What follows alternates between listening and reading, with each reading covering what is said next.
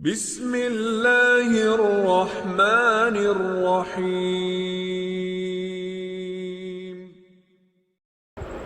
الحمد للہ وکفیٰ وسلام علی عبادہ الذین اصطفیٰ۔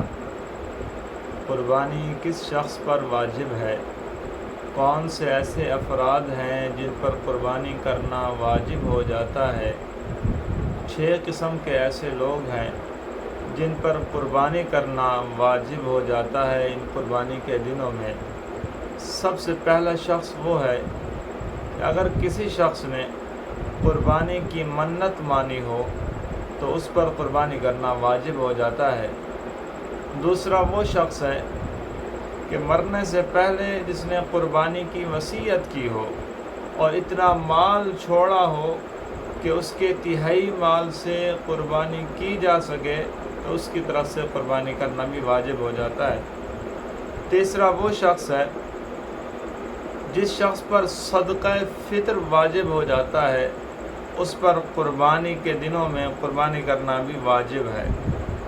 چوتھا وہ شخص ہے جس شخص کے پاس روز مرہ کے استعمال کی دوسری چیزوں کے علاوہ 52.5 تولہ چاندی یا اس کی مقدار نقد رقم ہو، نقد روپیہ ہو، مال تجارت یا دیگر سامان ہو، اس پر قربانی واجب ہو جاتی ہے۔ یا مثلا ایک مکان میں وہ خود رہتا ہے اور دوسرا مکان کرائے پر دیا ہوا ہے تو اس پر بھی قربانی واجب ہے۔ البتہ اگر اس کا ذریعہ معاش یہی مکان کا کرایہ ہے تو یہ بھی ضروریات معاش میں شامل ہوگا اور اس پر قربانی واجب نہیں ہوگی۔ پانچواں وہ شخص ہے جو صاحب نصاب تو نہیں ہے، اس پر قربانی واجب نہیں ہے۔ اگر اس نے شوق سے، دل سے قربانی کا جانور خرید لیا تو قربانی پھر اس کے بعد واجب ہو جائے گی۔ چھٹا وہ شخص ہے کہ مسافر پر قربانی واجب نہیں ہوتی۔ اسی طرح صحیح قول کے مطابق نابالغ بچے اور مجنون پر بھی قربانی واجب نہیں ہے، خواہ وہ مالدار ہو، جبکہ اگر عورت صاحب نصاب ہو تو اس پر قربانی واجب ہو جاتی ہے۔ کون سے ایسے جانور ہیں کہ جن جانوروں کی قربانی کی جا سکتی ہے، قربانی کرنا جائز ہے، وہ جانور کون سے ہیں؟ نمبر 1 بکری ہے، بکرا، بھیڑ، دمبا، گائے، بیل، بھینس، بھینسا، اونٹ اور اونٹنی کی قربانی درست ہے۔ ان کے علاوہ کسی اور جانور کی قربانی درست نہیں ہے۔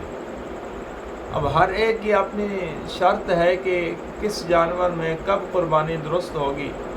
گائے، بھینس اور اونٹ میں 7 آدمی شریک ہو کر قربانی کریں تو بھی درست ہے، مگر ضروری ہے کہ کسی کا حصہ 7ویں حصے سے کم نہ ہو۔ ہر ایک کا حصہ 7ویں حصے کے برابر ہو، 7ویں حصے میں سے کسی ایک کا حصہ کم نہ ہو۔ اور یہ بھی شرط ہے کہ سب کی نیت قربانی یا عقیقہ کی ہو، صرف گوشت کھانے کے لیے حصہ رکھنا مقصود نہ ہو۔ اگر ایک آدمی کی نیت بھی صحیح نہ ہو تو کسی کی بھی قربانی صحیح نہیں ہوگی۔ اگر کسی نے قربانی کے لیے جانور خریدا اور خریدتے وقت یہ نیت تھی کہ دوسرے لوگوں کو بھی شریک کروں گا اور بعد میں دوسرے لوگوں کو شریک کر لیا تو یہ درست ہے، لیکن اگر خریدتے وقت دوسرے لوگوں کو شریک کرنے کی نیت نہیں تھی بلکہ پورا جانور اپنی طرف سے قربان کرنا تھا اور نیت بھی یہی تھی، مگر اب دوسرے لوگوں کو شریک کرنا چاہتا ہے تو اگر اس پر قربانی واجب ہے تو دوسروں کو شریک کر سکتا ہے، مگر بہتر نہیں ہے۔ اور اگر اس کے ذمہ قربانی واجب نہیں ہے تو پھر دوسرے لوگوں کو شریک نہیں کر سکتا۔ اور اگر قربانی کا جانور گم ہو گیا اور اس نے دوسرا خرید لیا، اتفاق سے پہلا بھی مل گیا، تو اگر اس شخص کے ذمہ قربانی واجب تھی تب تو صرف ایک جانور کی قربانی اس کے ذمہ ہے، اور اگر واجب نہیں تھی تو وہ دونوں جانوروں کو قربانی میں اس کو ذبح کرنا لازم ہوگا، دونوں جانوروں کی قربانی لازم ہوگی۔ نمبر 5 جو ہے بکری اگر 1 سال سے کم عمر کی ہو، خواہ ایک ہی دن کم ہو، تو قربانی کرنا درست نہیں ہے، اور اگر پورے سال کی ہو تو اس پر قربانی کرنا اس کی درست ہوگا۔ گائے یا بھینس پورے 2 سال کی ہوں تو قربانی درست ہے، ورنہ نہیں ہے۔ اونٹ جو ہے، اونٹ یا اونٹنی 5 سال کے ہوں تو قربانی درست ہے، ورنہ درست نہیں ہے۔